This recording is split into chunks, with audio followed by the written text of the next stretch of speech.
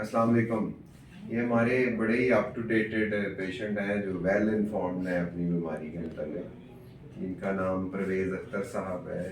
ये अब ज़रा अपनी बीमारी के मतलब बताएंगे जो कि बड़ा दिलचस्प वाक़या है।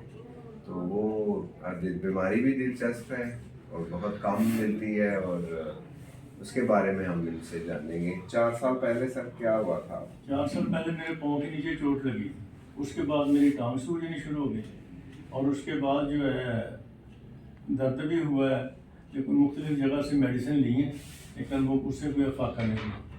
फिर उधर कटियादरी से लिया अहमद नुमान साहब से, उन्होंने दी है मेडिसिन, तो इको वगैरह किया तो उसमें उन्होंने बताया कि आपके इधर से चोट लगी है, क्लाट्स जो है ना इधर से चले हैं और वो क्लाट उसके अंदर लंग्स में चले गए।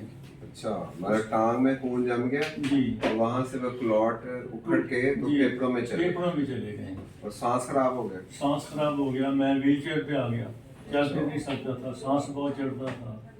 तो कितना चल के सांस फूलता था?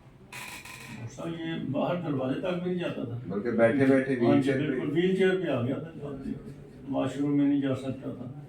सही है। तो उसके बाद फिर उनसे मैंने तकरीबन 3-4 साल मेडिसिन लिया और उसके बाद अल्हम्दुलिल्लाह मैं ठीक हो गया, क्लियर हो गया। इसको हम अपनी जुबान में कहते हैं डीवीटी।